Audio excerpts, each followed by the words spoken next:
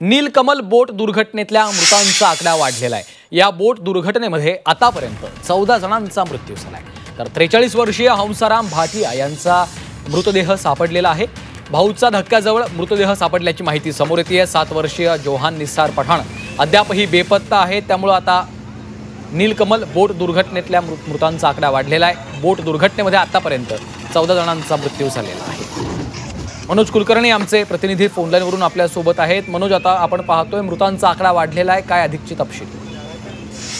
बरोबर आहे, गेल्या 28 तासापूर्वी ही दुर्घटना घडली होती, ज्यावेळेस गेटवे ऑफ इंडियाच्या इकडून एलिफंटाकडे जात असताना ही बोटीली निघालेली असताना जवळपास मुंबईपासून 8 ते 10 किलोमीटर अंतरावर या बोटीला एका नौदलाच्या स्पीड बोटने धडक दिली होती आणि त्यामध्ये जवळपास 120 जण होते। त्यातल्या 104 जणांना वाचवण्यात यश आलं होतं।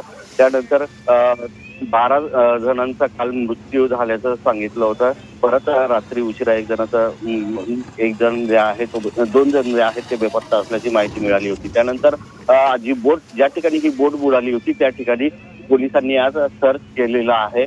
ती बोट बाहेर काढून भाऊच्या धक्क्याला आणली असता त्या बोटीमध्ये हंसराज भाटी नावाचे हे व्यक्ती आहे, 44 वर्षीय, त्यांचा मृतदेह त्या बोटीत असल्याचं समजलं।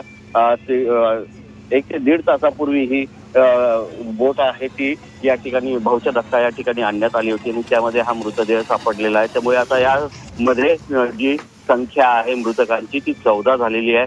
अजून एक बेपत्ता आहे, त्याचा सुद्धा शोध सुरू असल्याचं पोलिसांकडून सांगण्यात आलेलं आहे। एकूणच या दुर्घटनेतील मृतांचा आकडा आता हा 14 झालेला आहे। निश्चितच धन्यवाद मनोज सविस्तर माहितीसाठी।